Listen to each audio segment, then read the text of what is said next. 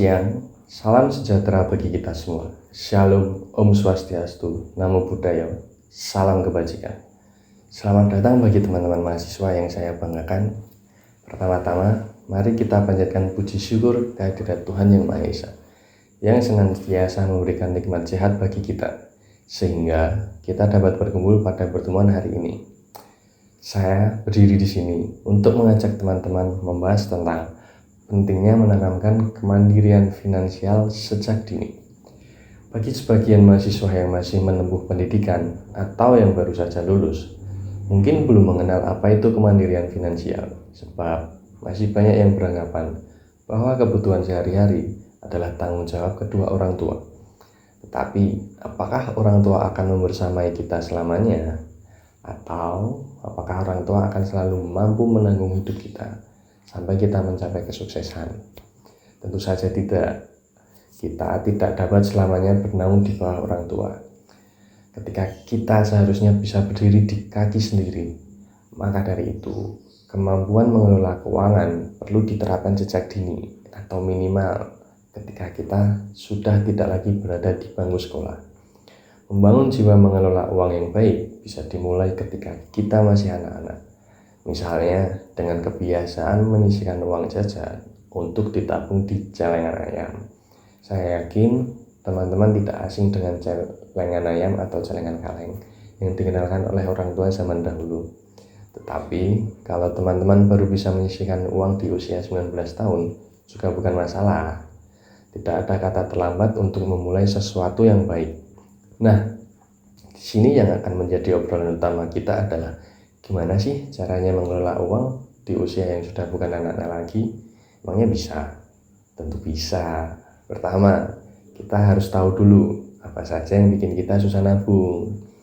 Hal yang paling umum dan sering terjadi adalah sulitnya menghindari gaya hidup yang konsumtif. Tren-tren masa kini terlalu banyak yang membuat anak muda jadi lapar mata. Tiap kali melihat barang baru yang lagi viral, biasanya akibat konten mukbang atau konten sharing OOTD, outfit of the day. Inilah pemicu yang bikin kita susah menyisihkan uang, meski hanya Rp100.000 per bulan. Terus, gimana caranya biar nggak FOMO dan konsumtif? Jawabannya mudah, tapi praktiknya susah ya. Kita bisa coba mulai dengan bikin tujuan dari menabung, baik jangka panjang maupun jangka pendek, supaya kita bisa bikin strategi yang efektif. Yang terpenting adalah konsisten. Kemudian kita lanjut dengan bikin anggaran atau budgeting. Teman-teman bisa pakai bantuan aplikasi seperti Money Manager atau bikin draft spreadsheet keuangan yang template-nya bisa kalian cari di berbagai platform. Terakhir, kuncinya adalah konsisten dan disiplin setiap bulan dalam menyisihkan uang. Teman-teman bisa menerapkan prinsip 40-30-20, di mana 20%-nya di sini harus dialokasikan untuk investasi atau tabungan jangka panjang, misalnya emas, saham, reksadana, atau obligasi. Memperbanyak literasi keuangan juga akan membantu kita lebih melek terhadap pentingnya mengelola uang. Contohnya, dengan memperbanyak membaca berita mengenai isu politik global yang memengaruhi keuangan negara, atau memperbanyak bacaan tentang strategi mengelola uang berbasis teknologi digital.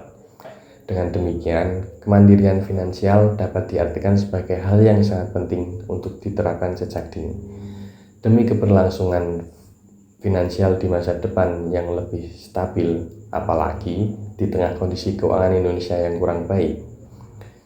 Semoga apa yang saya sampaikan dapat bermanfaat bagi saya sendiri dan juga teman-teman semua.